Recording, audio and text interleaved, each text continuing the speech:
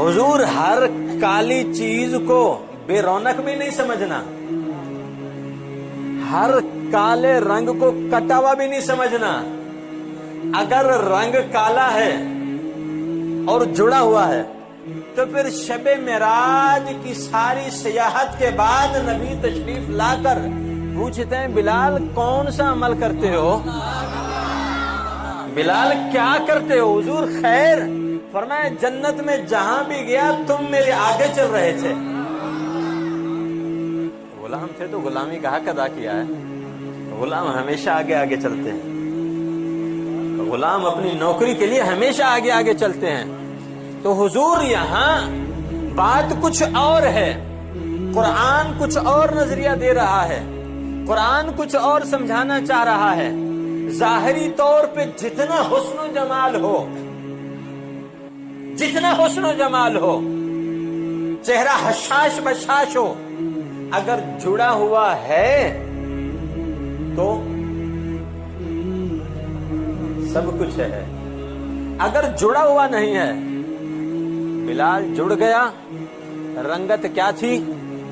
जाहिरी तौर पे अपने कबीले और अपने इलाके के एतबार से सियाह थी। ठीक है, पूरी सूरह उसकी मुजम्मत में उतरी है, लेकिन कभी उसके हुस्न के मुतालिक सुना है किसी से? अबू लहब हसीन कितना था, खूबसूरती क्या बख्शी थी रब्बे कायनात ने उसको। बाज हजरात ने यहाँ ये भी इशारा किया है, तब्बत यदा अबी लहब।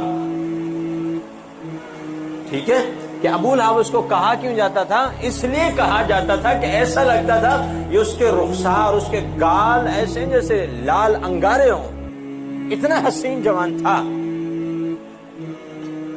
कट गया या जुड़ा रहा? कट गया। तो क्या कहा कुरान ने? सयस्ला नारन ज़ाता लहब। क्या कहा कुरान ने? सयस्ला नारन ज़ाता लहब।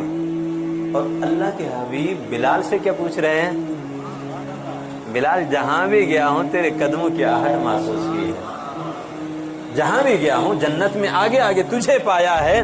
तो हुजूर यहाँ जो अल्लाह आपको मुझे समझाना चाह रहा है, जो बताना चाह रहा है कि जुड़ के रहोगे, सरसब्ज़ शादाब रहोगे, अगर कट जाओगे तो बेरौनक हो जाओगे, बेनूर हो जाओगे, फिर खुशगवार जिंदगी नहीं रहेगी, फिर माहौल कुछ और होगा।